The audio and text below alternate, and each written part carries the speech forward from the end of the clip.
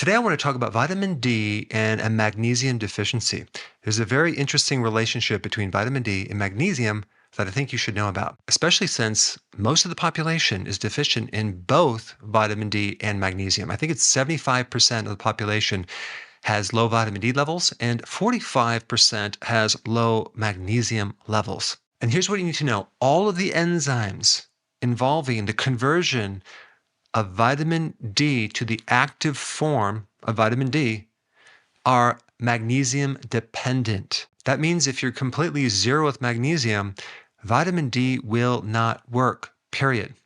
And we know how important vitamin D is for bone pain, for insulin resistance, for your immune system, to prevent muscle cramps, cardiovascular problems with blood pressure, and fatigue. So magnesium allows vitamin D to work, and vitamin D also allows magnesium to be absorbed by a factor of 30%. So they're both synergistically helping each other. Now there's another mineral involved, and it's calcium.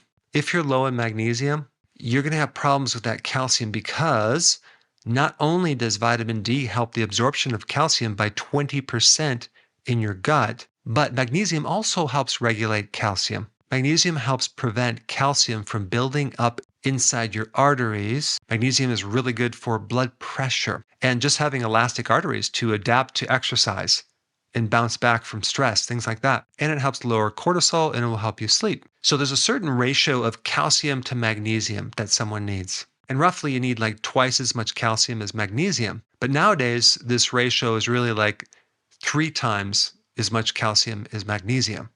And the simple solution is to increase your magnesium. But the problem is, how do you do that? Because the average person only consumes like 1.5 cups of salad per day. It's not even probably the dark leafy greens that's high in magnesium. And also, like I think it's 83% of all the calories in the grocery store are ultra processed.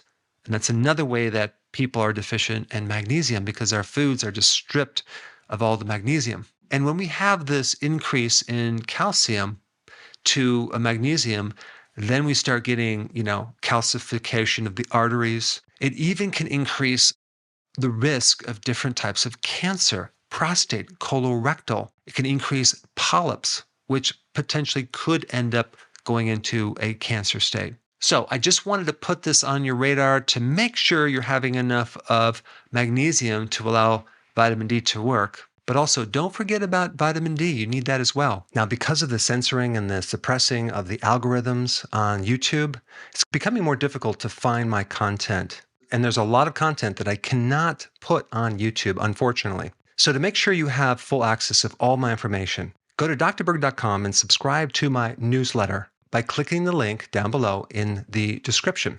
I will see you on the other side. And if you have not seen my very popular video I just released on magnesium that will give you a lot more information, I put that video up right here. Check it out.